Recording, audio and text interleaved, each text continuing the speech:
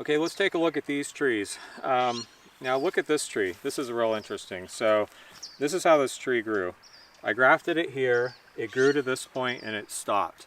Okay, then the next year it grew to this point right here. Now look at this. When it stopped and started growing again, it stimulated some branch growth down here, just like I talked about, right? And then it goes up and it stops again. When it grows up, it stimulates more branch growth here. So this creates these kind of tiers, right? Tiers of growth where you have one tier down here and then a higher tier up here, and that's going to happen again right here. Now this is kind of how trees tend to grow in nature if they're out in the open. They grow in this pyramid form, right? You've probably seen that. We'll think of a Christmas tree. But a lot of hardwoods and stuff will also grow this way. It just depends on the tree. You know, every tree is different. But the pyramid shape is one shape that people use in orchards because it uses light very well, and that's real important to have. You know, all orchardists training trees and growing fruit know that the tree needs light to ripen fruit and to grow fruit.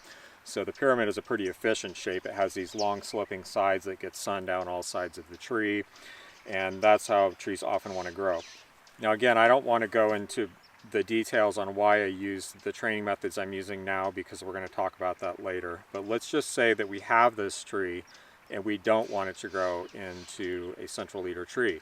Because look how tall it is already, and it's just going to keep going.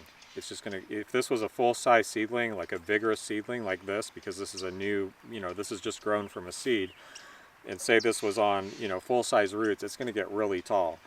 It may produce a lot of fruit, but it may also be really inconvenient, and you might end up needing like a 20 or 18 or 20 foot orchard ladder, right, to get up there. Now most homeowners are going to want a little bit more of a spreading tree, a little bit lower, something that they can, you know, even if they want a tree that's a good size and, you know, provides some shade and beauty and stuff like that, they're still probably not going to want this super tall straight tree. So let's say that we you know, inherit this tree the way that it is right now, and we want to turn this into the modified central leader. So again, it's going to be one branch growing in each of 3 or 4 different directions, and then a little centerpiece in the top. Now first, again, we want the lowest branch on the west or south side. This is close to south. I mean, it's kind of not, like, I guess it's southeast, so it's not ideal, but I'm going to go with it anyway because it's a nice branch and it's vigorous. So I'm going to take off everything else. Now realize, yes, this could delay fruiting, you know, it could set your tree back an extra year of training or whatever, but, you know, that's just how it goes.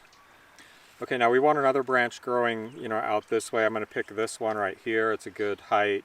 So again, we're going to take off everything around that, but leave, you know, 3 or 4 buds right there. Okay, that's this one. So we have 1, 2, let's do 4 on this one. This is a good height right here, so we'll also pick that one. Okay, I'm going to pick this one right here actually because it's growing that, I just like this distance right here from here to here. And then we need one more that goes roughly in that direction, which we'll pick this one. That's a little close, it's like 6 inches, that's all right. If I knew this was going to be a really big tree, I might pick this one right here, but I'm going to pick that one right there. And leave, again, just a few buds around that. Now I'm going to take everything else off up to the point where I want the tree to grow, you know, upward. And the reason I'm not choosing any of these buds, well, this one right here is small and it's going to grow up, I can tell, so I'm just going to cut that off right there. Okay, now I'm going to do the same thing I did and notch these. I'm going to notch the ones that I want to grow because that's going to really encourage that shoot to grow and not the other shoots. And that usually works. In my experience, it works actually very well. I'm also going to leave 2 buds here and let those grow. Okay, now I have one more problem, and that is that this is already big, right? This is already coming way out here. It's almost as tall as this. It could easily attain co-dominance and suppress these and outgrow all of these.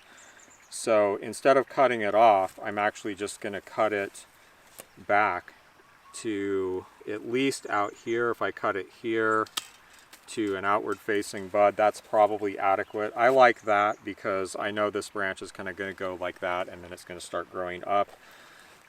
You could even cut it further back down here, but let's not. Also, we don't need to notch this at all. In fact, you can actually, allegedly, I just don't have that much experience with it, suppress the growth of a branch by notching underneath it. So let's just do that, just for kicks.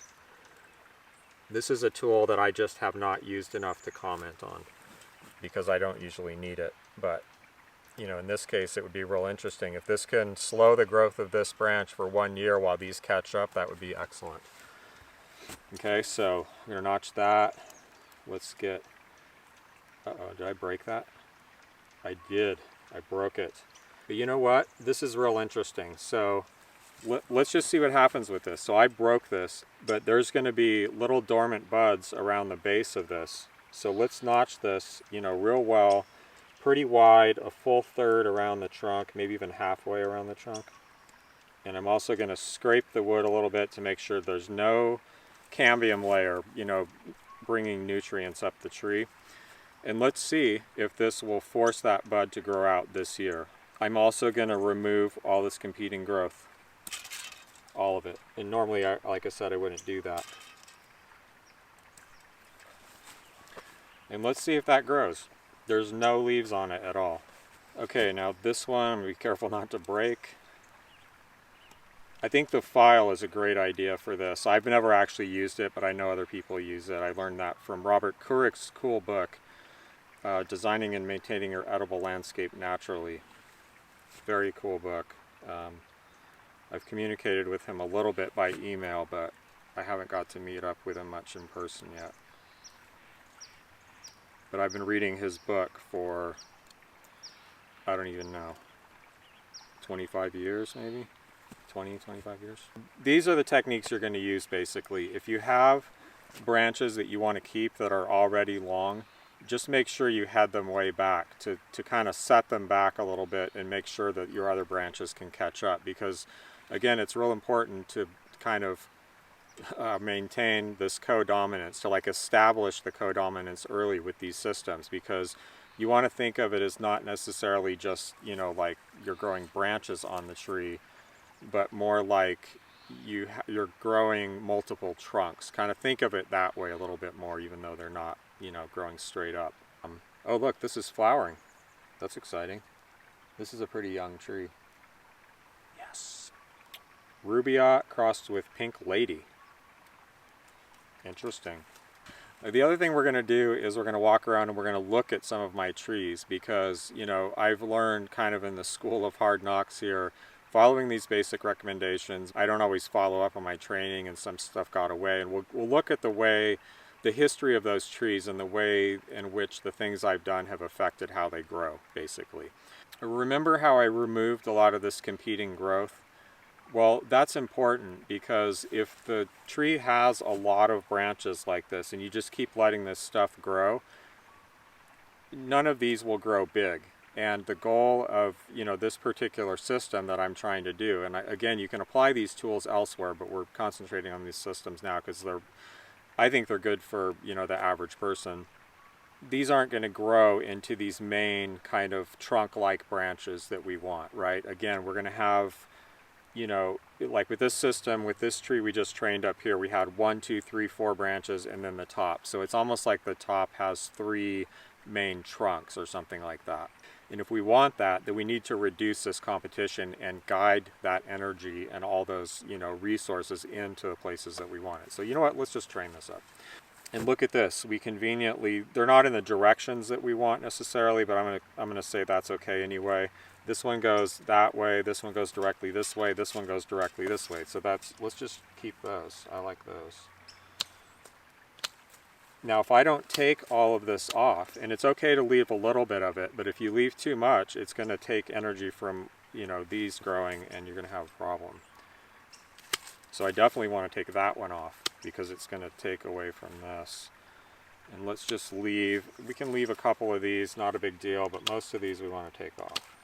I'm going to take the ones off on the north side, because these will provide a little shade for the trunk. And then we need one more branch that grows that way. And let's pick that one up here. That's close enough. It's growing, you know, it's kind of growing off that way, but we can actually kind of train it to grow more this way as it grows out, and I just like this one better than this one.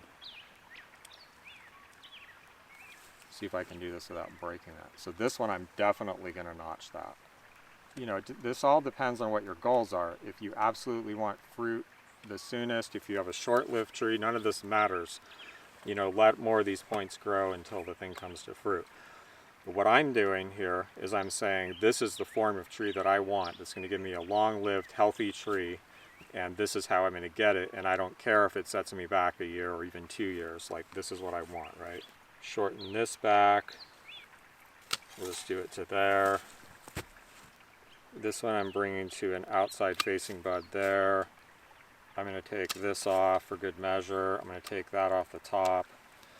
And this one, I'm going to do that to an outside facing bud too. Now this is the other tool that you can use, is choosing which buds to cut to and the way that it grows. Now this is going to kind of tend this to grow out, but it's going to grow out and then it's going to grow up, I'm pretty sure.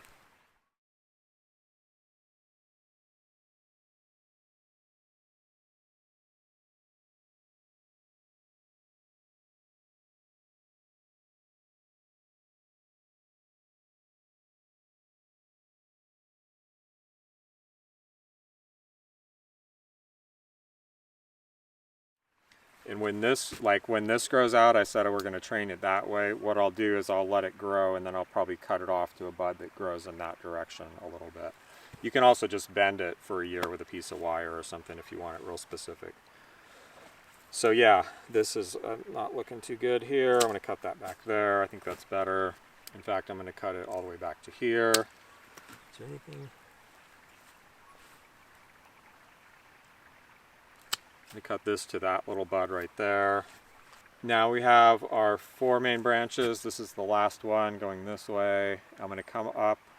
I want the top of this to be about 18 to 20 inches above the last branch. So I'm just going to cut it off right about here.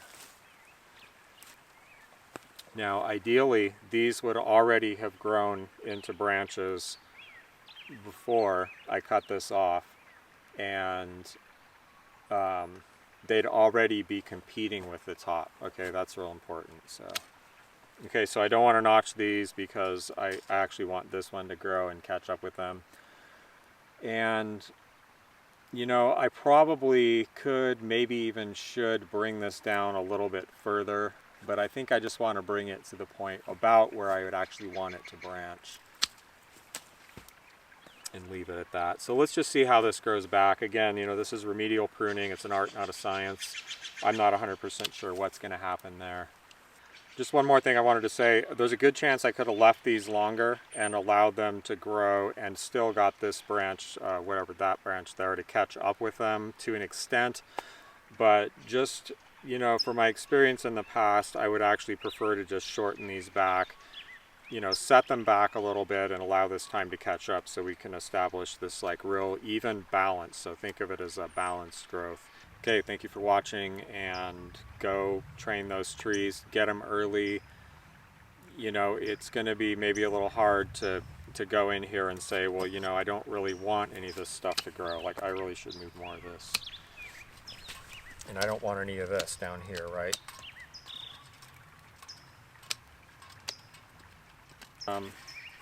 Sorry, I just can't stop here.